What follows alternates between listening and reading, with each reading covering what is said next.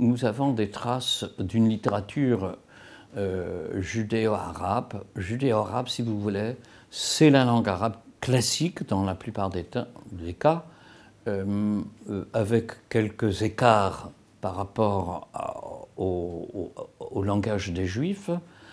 Et lorsqu'il s'écrit, il s'écrit en caractère hébraïque. Comme la langue, on n'insistera pas assez sur la proximité qu'il y a entre la langue arabe et la langue hébraïque, qui sont toutes les deux des sœurs d'une même famille linguistique, les langues sémitiques.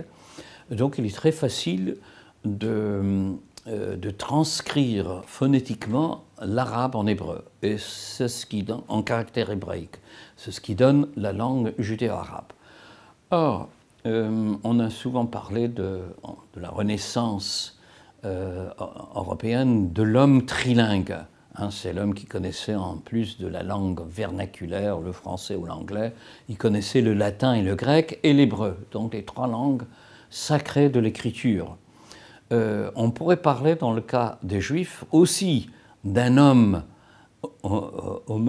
trilinguiste, d'un homme trilingue, qui connaissait la langue fondamentale de la tradition juive, à savoir l'hébreu.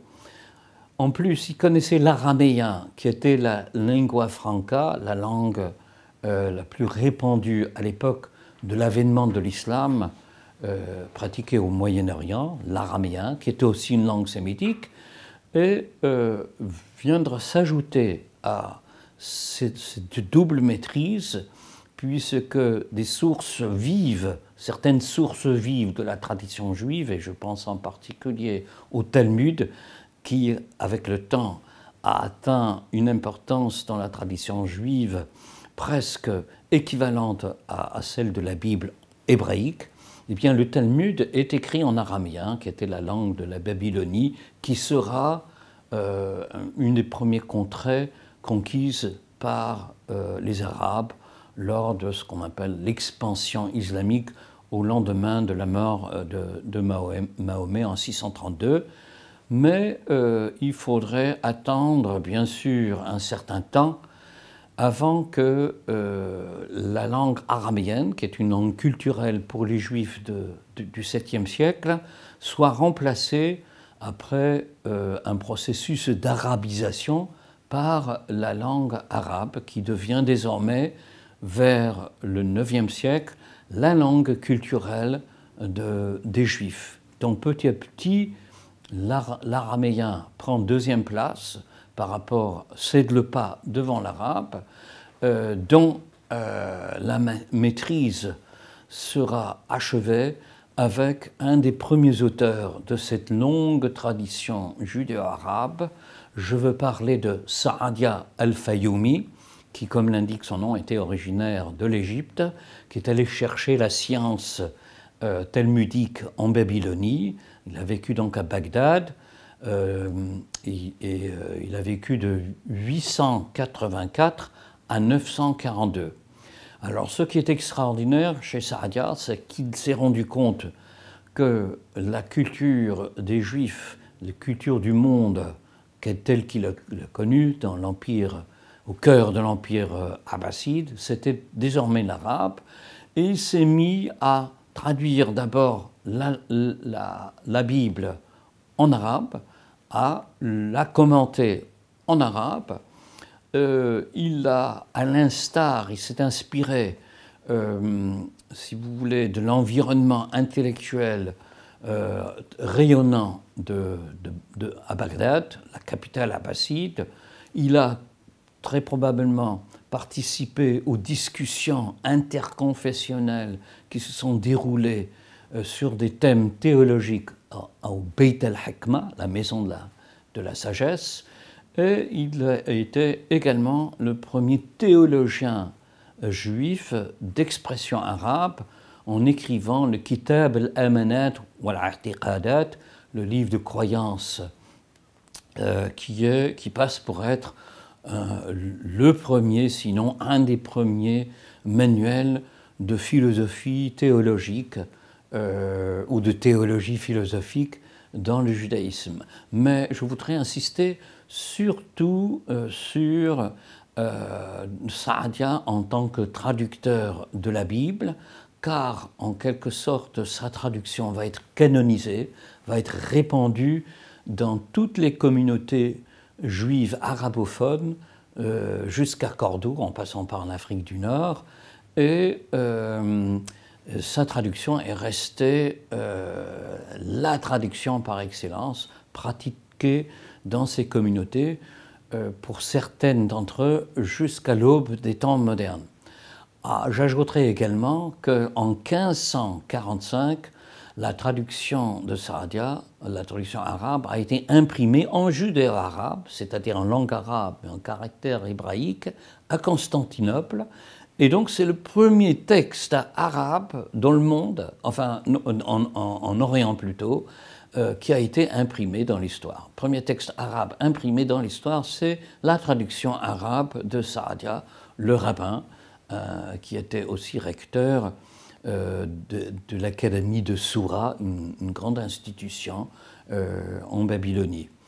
Alors, à partir de Saadia, pendant des générations, on peut dire pendant pratiquement 1000 ans, pendant un millénaire, les auteurs juifs, surtout jusqu'au XIIIe siècle, vont privilégier l'arabe comme la langue de communication, la langue intellectuelle par excellence, dû au fait que jusque-là, l'hébreu, les langues sœurs, l'hébreu et l'araméen, étaient surtout des langues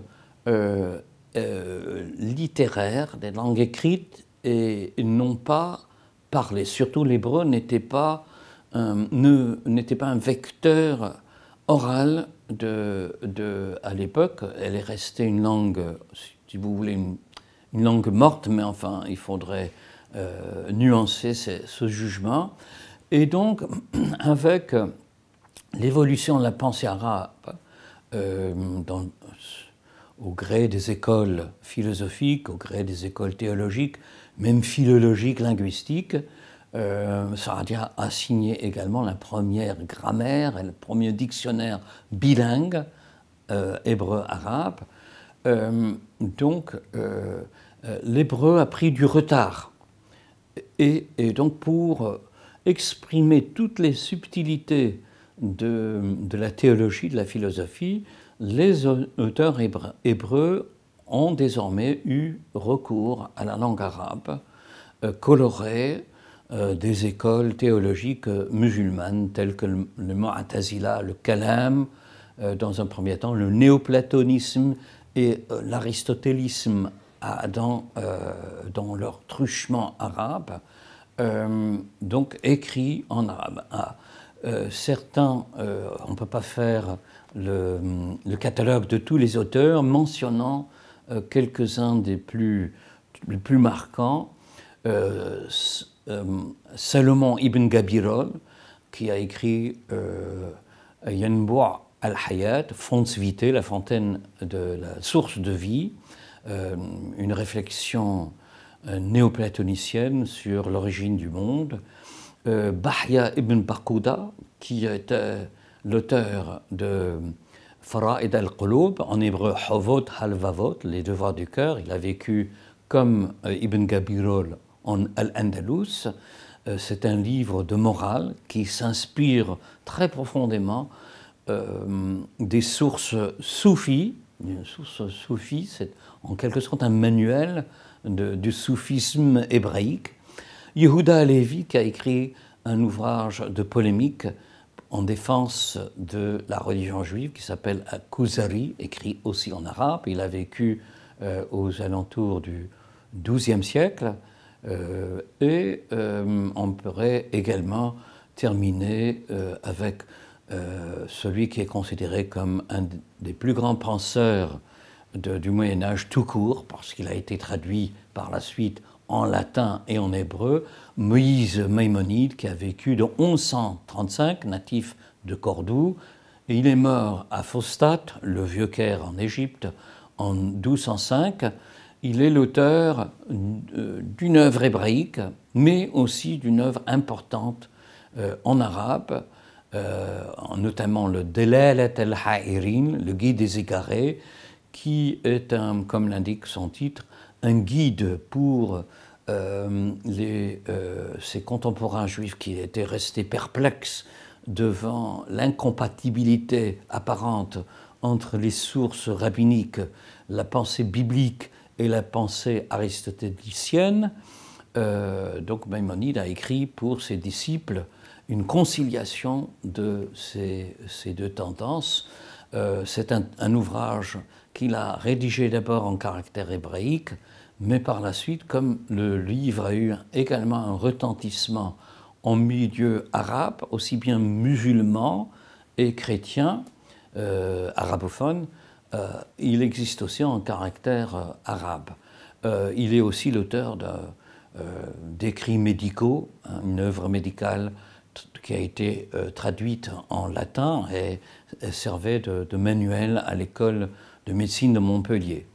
Je viens d'évoquer le fait que les chrétiens également écrivaient en arabe. Il y a une grande littérature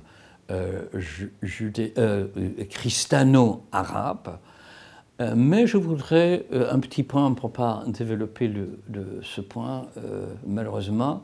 Il reste une grande différence entre l'arabe pratiqué par les chrétiens et la place de l'arabe dans la tradition juive, dans la mesure où l'hébreu a coexisté avec l'arabe chez les juifs.